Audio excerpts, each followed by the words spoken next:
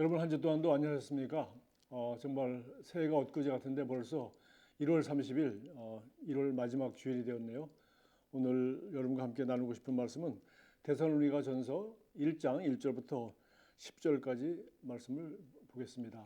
바울과 실로아노와 디모데는 하나님 아버지와 주 예수 그리스도 안에 있는 데살로니가 의인의 교회에 편지하노니 은혜와 평강이 너에게 있을지어다. 우리가 너희 모두로 말미암아 항상 하나님께 감사하며 기도할 때 너희를 기억함은 너희 믿음의 역사와 사랑의 수고와 우리 주 예수 그리스도에 대한 소망의 인내를 우리 하나님 아버지 앞에서 끊임없이 기억함이니 하나님의 사랑하심을 받은 형제들아 너희를 택하심을 아노라. 이는 우리 복음이 너에게 말로만 이룬 것이 아니라 또한 능력과 성령과 큰 확신으로 된 것임이라. 우리가 너희 가운데서 너희를 위하여 어떤 사람이 된 것은 너희가 아는 바와 같으니라. 또 너희는 많은 환난 가운데서 성령의 기쁨으로 말씀을 받아 우리와 주를 본받는 자가 되었으니 그러므로 너희가 마게도냐와 아가야에 있는 모든 믿는 자의 본이 되었느니라. 주의 말씀이 너희에게로부터 마게도냐와 아가야에만 들릴 뿐만 아니라 하나님을 향하는 너희 믿음의 소문이 각처에 퍼졌으므로 우리는 아무 말도 할 것이 없노라. 그들이 우리에 대하여 스스로 말하기를 우리가 어떻게 너희 가운데에 들어갔는지와 너희가 어떻게 우상을 버리고 하나님께로 돌아와서 살아계시고 참되신 하나님을 섬기는지와 또 죽은 자들 가운데서 다시 살리신 그의 아들이 하늘로부터 강림하실 것을 너희가 어떻게 기다리는지를 말하니 이는 장래의 노하심에서 우리를 건지시는 예수시니라.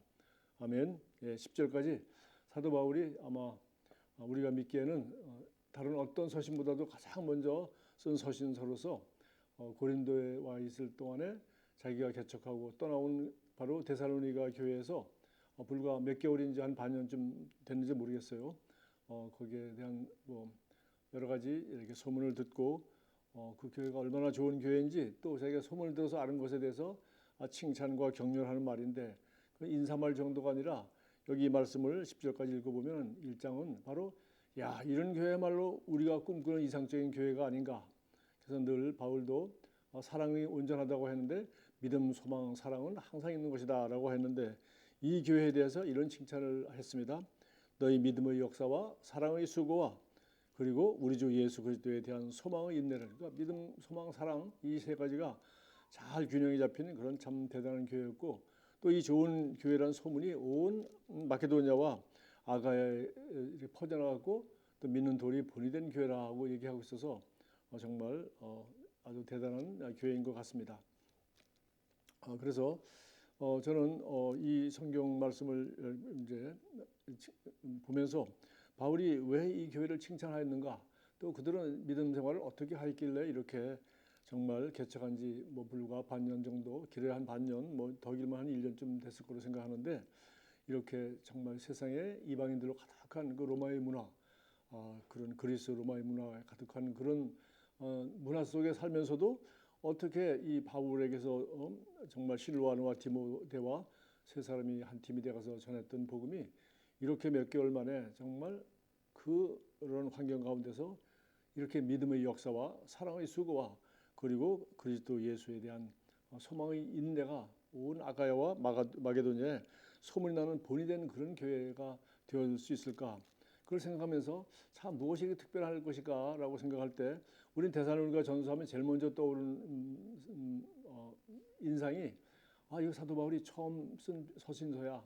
그리고 이 서신서를 쓰게 된 동기는 고린도에 있다가 바로 개척한 그 교회에 바로 예수님이 재림이 임했다.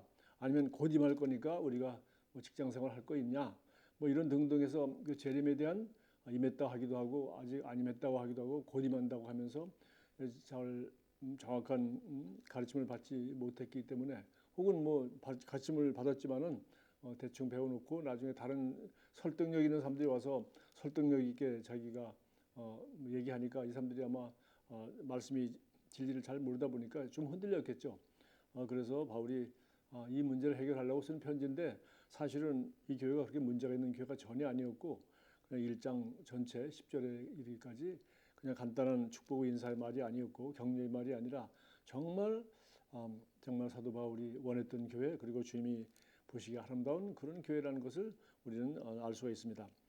그래서 제가 여러분도 뭐 아시겠지만은 지난 한 2년 동안 이 코로나 기간 동안에 여러 가지 정말 우리가 진짜 한 번도 경험하지 못한 그런 팬데믹을 경험하면서 세상이 어떻게 바뀌든지 어떤 핍박이 있든지 환경이 어떻게 변하든지 관계없이 우리 그리스도인이 뭐 진리를 알고 우리가 바른 태도를 가지고 있고 바른 말씀을 알고 있고 바른 믿음만 가지고 있다면 우리는 환경의 변화에 관계없이 우리가 이 말씀 가운데 뿌리를 굳게 내리고 환경이 어떤 유혹을 하고 어떤 거짓말을 하더라도 흔들리지 않고 우리는 정말 최고의 신앙생활을 할 수 있다 하는 생각을 제가 하게 되어서 뭐 이것저것 자꾸 연구할 게 아니라 정말 바울이 한번 그야말로 길어야 한 달, 두 달, 석 달밖에 안 됐을 텐데 그 짧은 기간에 복음을 전하고 또 삶으로 보여주고 지나갔음에도 불구하고 어떻게 이렇게 온 마케도니아와 아가야 지방에 소문이 나는 이런 모델 교회가 되었을까? 그것은 제가 이 1장을 읽어보다 보니까 이거 히브리서 6장 1, 2절에 나온 그리스도의 도의 초보라고 말했던 바로 그 내용을 그들은 철저하게 기독교의 아주 본질이요 기본이요 초보가 되는 이 그리스도의 말씀의 초보를 정말 그러니까 기본이 잘 된 교회라 하는 것을 알 수 있었습니다.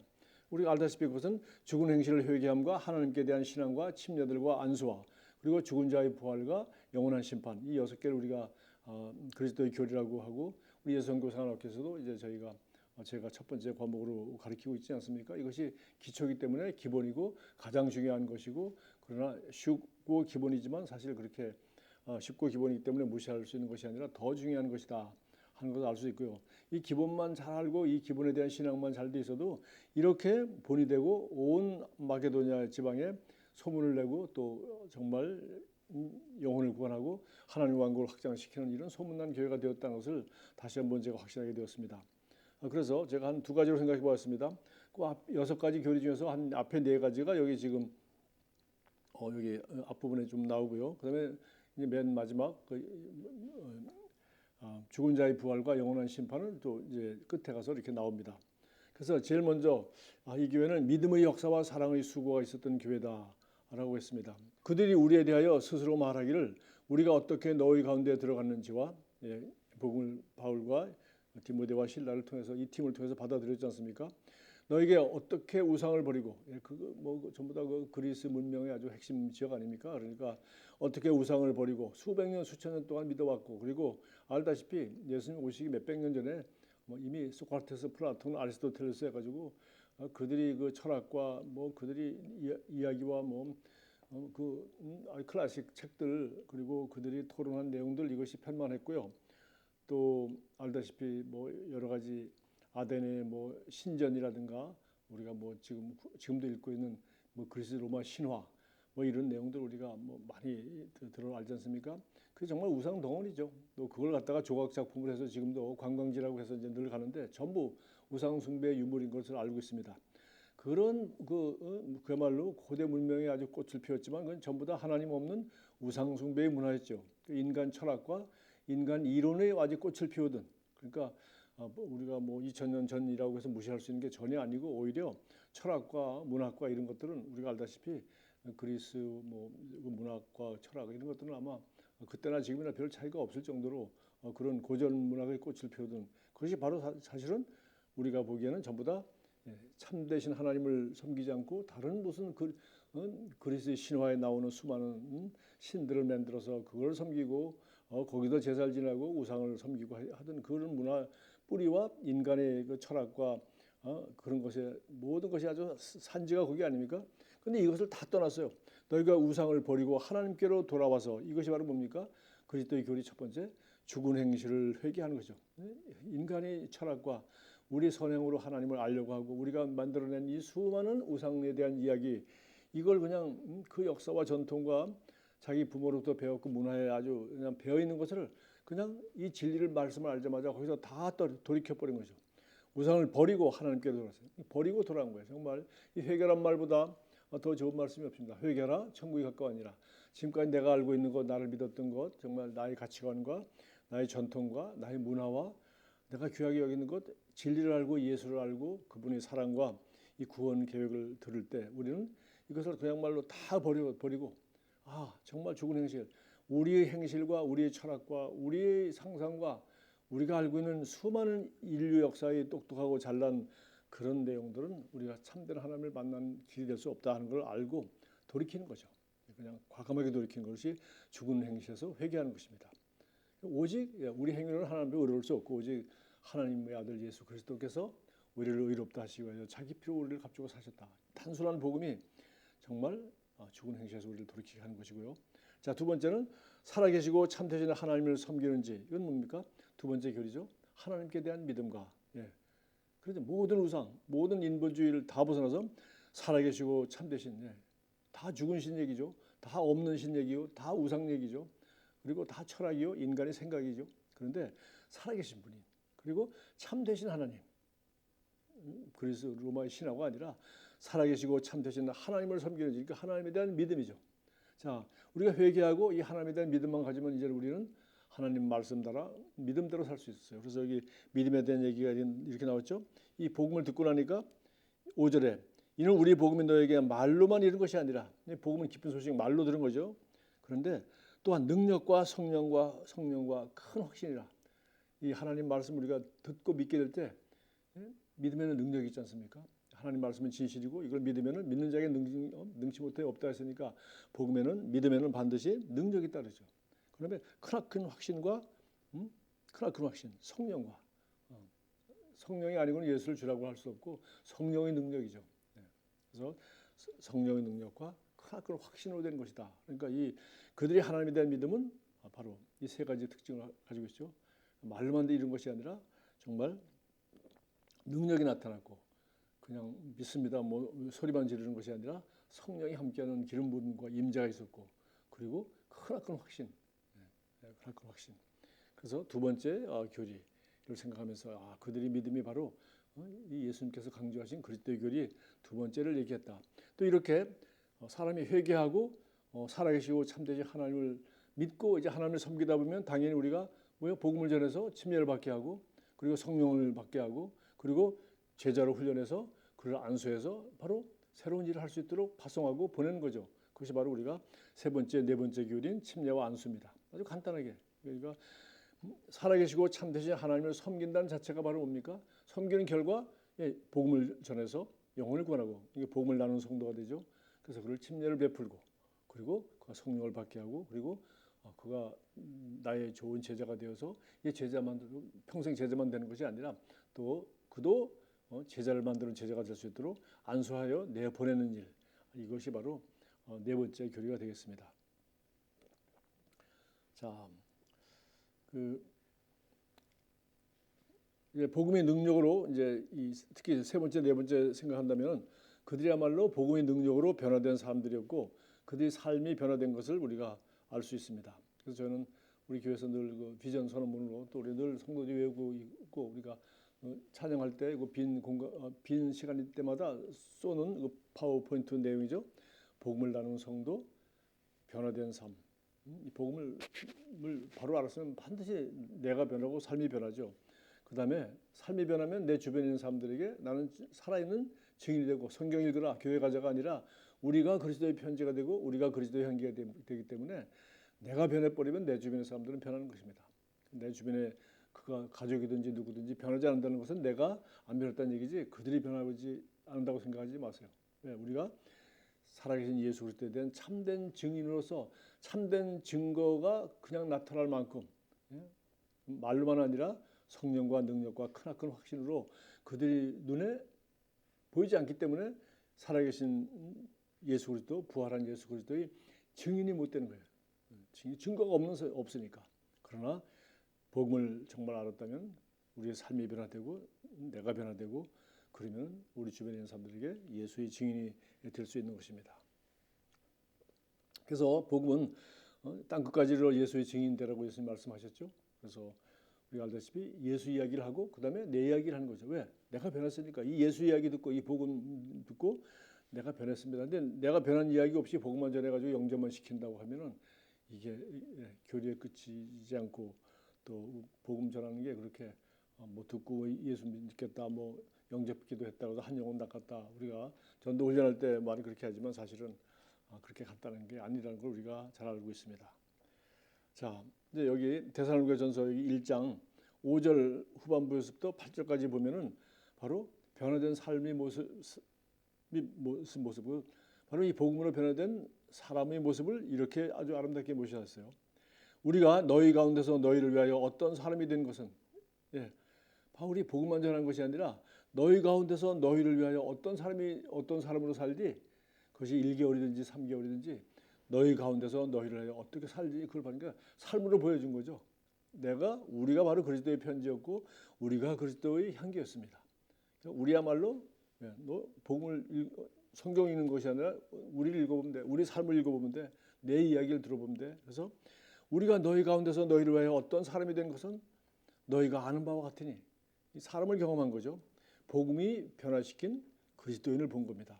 너희는 많은 환난 가운데서 성령의 기쁨으로 말씀을 받아, 그 말씀 받기가 만만치 않은 상황이었지만 성령의 기쁨으로 말씀을 받아 우리와 주를 본받는 자가 되었으니, 참 우리 경건한 그리스도인이나 우리 장로교에서 쪽의 전통을 가진 사람들은 나를 본받는 자가 되라든지 사람을 높이는 거 절대적으로 조심하고서 항상 하나님만 높이죠. 이 모든 영광을 하나님께 돌립니다.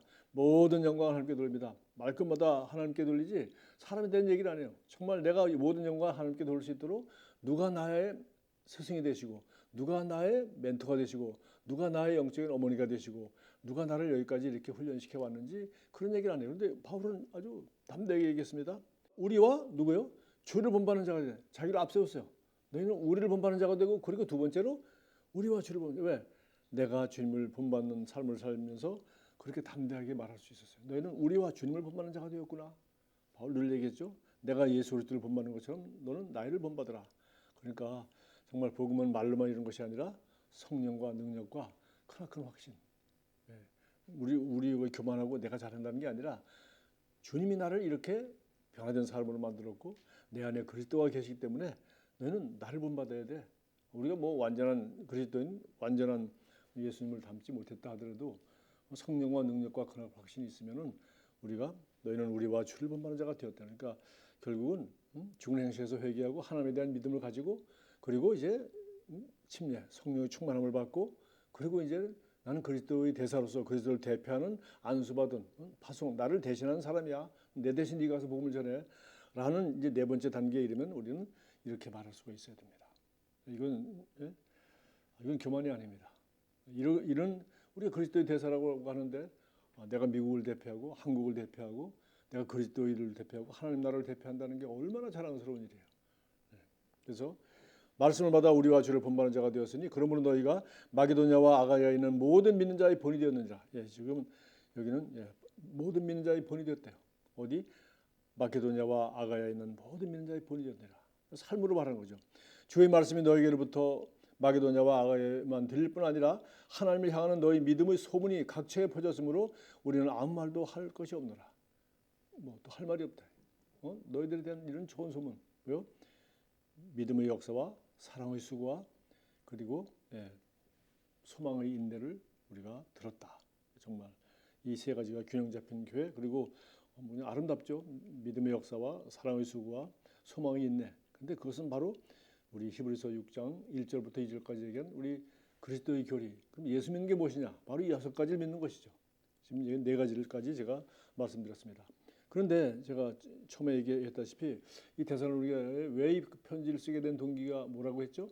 바로 재림에 대한 그런 정확한 말씀을 잘 알지 못하고 여러 가지 이제 미혹이 있어서 그것에 정확히 진리를 가르쳐주고 바로 세워주려고 했는데, 바로 이제 5번째와 6번째 교리가 바로 죽은 자의 부활과 영원한 심판입니다. 그 얘기도 바로 이어서 여기 10절에 나오죠. 또 죽은 자들 가운데서 다시 살리신 그의 아들이 하늘로부터 강림하실 것을 너희가 어떻게 기다리는지. 와, 이것도 칭찬하는 겁니다. 죽은 자들 가운데서 다시 살리신 그의 아들이, 하나님의 아들이, 하나님이 예수를 죽은 자 가운데서 다시 살리셨죠. 그와 같이 하늘로부터 강림하실 것을, 그 부활하신 예수님, 그것이 바로 기독교의 전부인데, 이 기독교의 또 마지막은 뭐예요?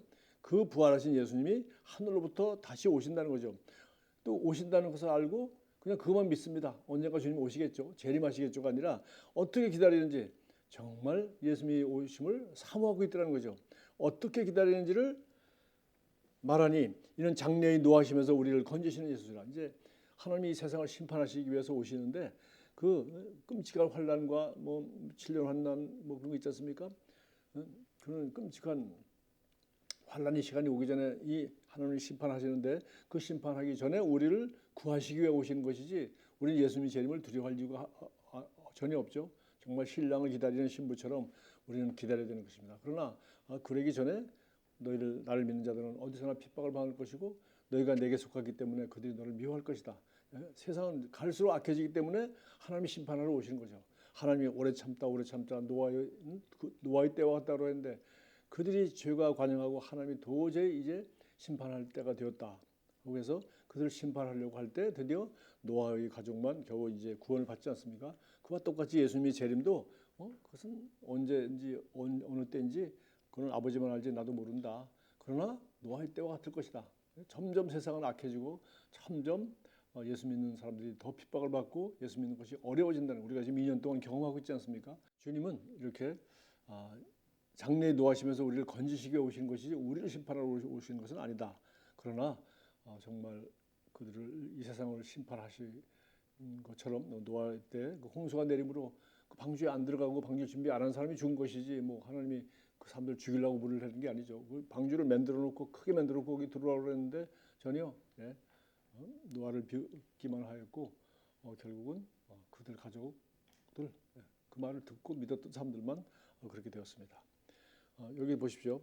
또 사도행전 17장 18절에 보면은 바울이 그 아덴에서 제가 얘기했죠. 에피쿠로스 학파와 스토아 철학자 이거 뭐 다 우리가 알고 있는 고대 그리스의 대표적인 철학이죠.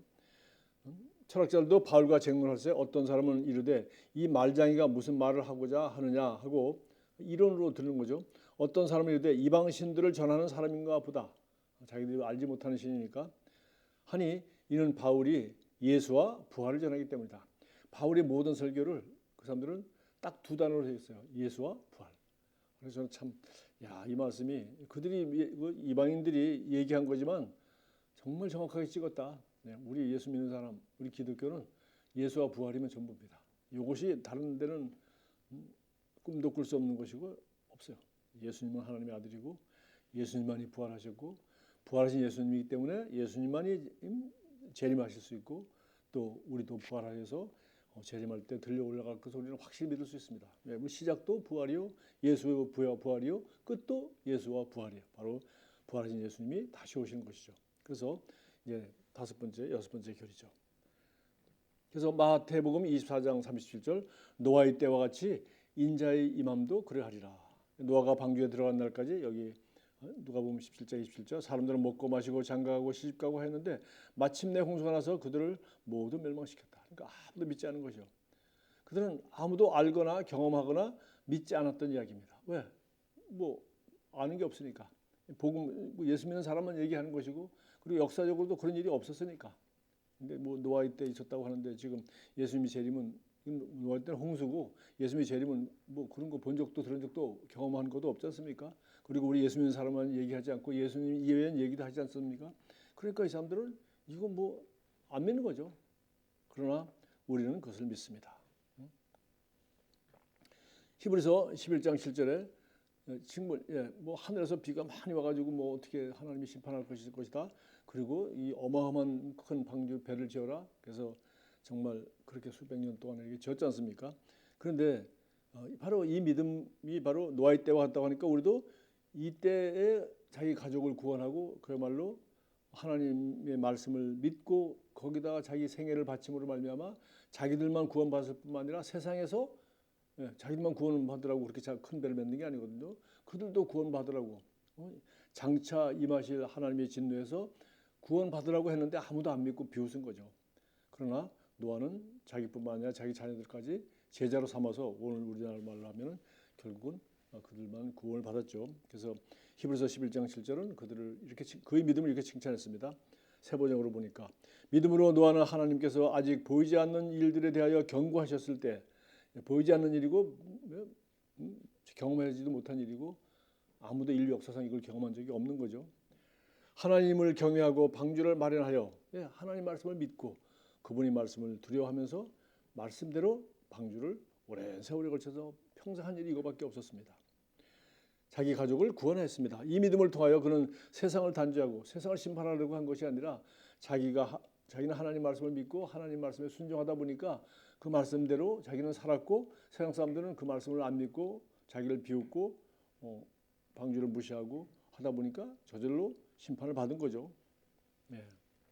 세상을 단죄하고 믿음을 따라 얻는 의를 물려받는 상속자가 되었습니다. 그리고 그 노아의 가족들이 세상 사람이 다 죽은 이제 이 땅을 이제 물려받은 그런 사람이 되었죠. 그래서 이것이 바로 예수님이 재림에 대한 이야기를 예수님은 노아의 때와 같다라고 했는데 저기 지금 그렇게 말하고 있습니다. 그래서 그들이 정말 그들의 믿음을 칭찬할 때 소망의 인내라고 얘기할 때 바로 이 죽은 자의 부활인데 여기 10절에서 죽은 자들 가운데서 다시 살리신 그의 아들이 하늘로부터 강림하실 것을 너희가 어떻게 기다리는지 얼마나 사모하는지를 내가 알아들었다. 그러니까 이 재림을 사모하는 믿음이 바로 그들로 하여금 이것이 너무나 컸고 그것을 사모했기 때문에 결국은 이미 오셨다. 아직 공부 안 왔다 하는 이런 논쟁도 사실 그래서 나왔던 것 같아요. 그래서 여기 지금 그 얘기를 마지막에 이제 그 칭찬하는 것 중에 하나가 재림을 사모한다는 것을 크게 칭찬했죠. 그래서 믿음의 역사, 사랑의 수고, 소망의 인내. 소망의 인내가 바로 재림을 사모하는 것이죠. 자, 그 다음에는 우리가 예수 그리스도의 부활과 예수님의 재림 다음에는 바로 영원한 심판인데 이거 6번째 마지막 교리인데 그것은 우리 고린도후서 5장 10절 우리가 잘 알고 있죠. 이는 우리가 다 반드시 우리 모두 다 반드시 우리 모두 하나도 예외 없이 반드시 그리스도의 심판대 앞에 나타나게 되어 각각 선악간에 그 몸으로 행한 것을 따라 받으려 함이니라. 이것에 대해서는 우리 말씀의 실제 1월 24일에 요것만 가지고서 요 성경 구절 가지고 설명했더라고요. 바로 재림에 이어서 재림하면 우리는 바로 이제 우리의 부활을 하게 되고 죽은 자와 산 자의 부활이 있게 되면 반드시 우리는 그리스도의 심판대 앞에 서서 우리가 몸 안에 있을 때 행하는 모든 선한 일에 대해서 하나님이 상급을 주신다. 그래서 정말 믿지 않은 자들, 악한 자들은 심판의 부활로 가지만 우리는 정말 여기에 행하는 것을 따라 상을 받아야 합니다. 그래서 바울은 여기 디모데후서 4장 8절에서 그냥 담대하게 이렇게 얘기했어요. 그는 하나님 앞에서 정말 조금도 거리낌이 없는 그러한 선한 삶을 살고 믿음의 경주를 달렸습니다. 그래서 자기 이제 디모데후서 마지막 감옥에서 언제 죽을지 모르는 그 감옥에서 그는 이런 확신을 가지고 있었습니다. 정말 우리 모두 이 믿음의 꽃, 믿음의 마지막 마침표를 이걸 찍어야 되겠어요. 뭡니까? 이제 우리는 나를 위하여 의의 면류관이 예비되었으므로 그리스도의 심판대 앞에 주님이 자기를 의의 면류관을 가지고 기다리고 계신다고 그런 생각했습니다. 주 곧 의로우신 재판장이 그날에 내게 주실 것이며 내게만 아니라 주의 나타나심을 사모하는 모든 자에게 도니라. 그러니까 바울이 복음을 전하고 대단한 사도였고 순교했기 때문이 아니라 주님의 재림을 사모하는 모든 믿는 자에게. 그러니까 여기도 맨 마지막 칭찬하는 게 이거 아니겠어요? 너희가 어떻게 그 아들이 하늘로부터 강림하실 것을 너희가 어떻게 기다리는지를 내가 들었다. 그러니까 예수님을 재림을 사모하는 사람은 바로 어떤 사람이겠어요? 우리가 공부 잘하는 사람은 그 공부 잘하는 성적을 가서 빨리 엄마한테 아빠한테 가서 알려주고 싶겠죠. 엄마 아빠가 기뻐한다고 생각해서 뭘 잘하든지 내가 어디 가서 스포츠에서 이겼다면 그 기쁜 소식 빨리 알려주고 싶을 거예요. 그래서 예수님의 재림은 그렇게 기쁜 거라는 거죠. 그리고 바울은 그날에 나를 위하여 주님의 면류관을 지금 준비해 가지고 씌워주려고 나를 기다리고 계신다.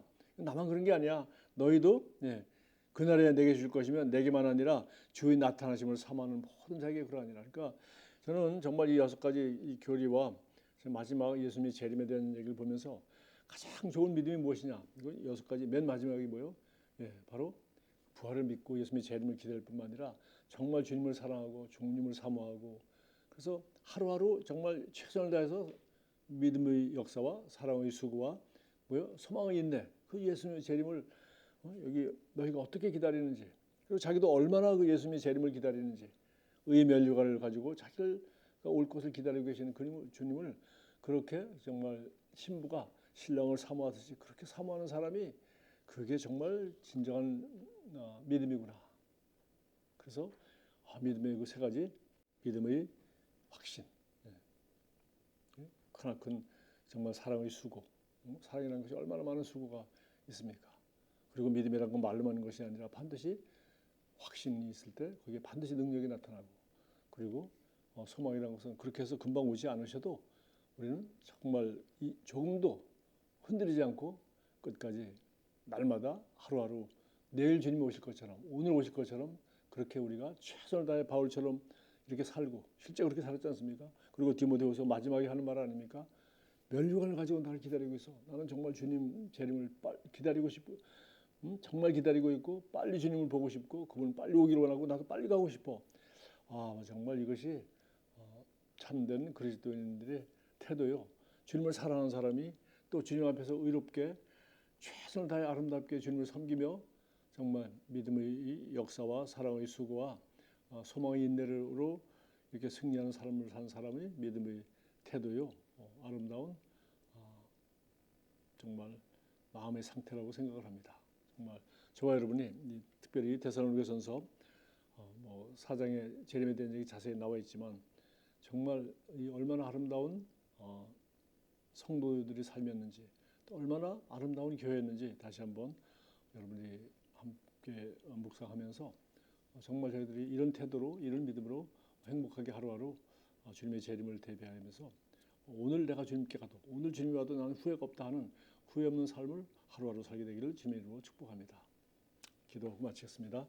하나님 아버지, 감사합니다. 2022년 엊그제 같은데 벌써 1월 30일 한 달을 다 보냈습니다.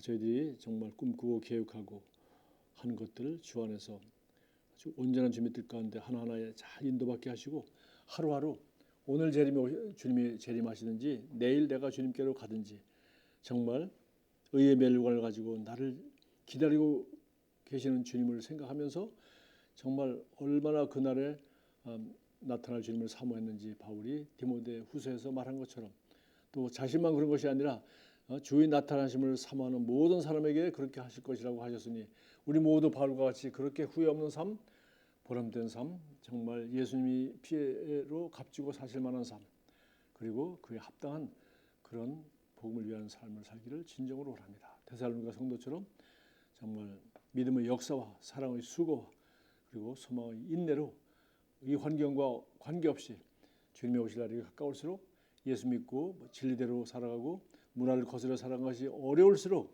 더욱더 우리는 정말 이 6가지 진리, 그리고 이 3가지 정말 아름다운 사랑의 수고를 아끼지 않는 그런 주님을 간절히 사모하는 그런 삶을 살기 원합니다.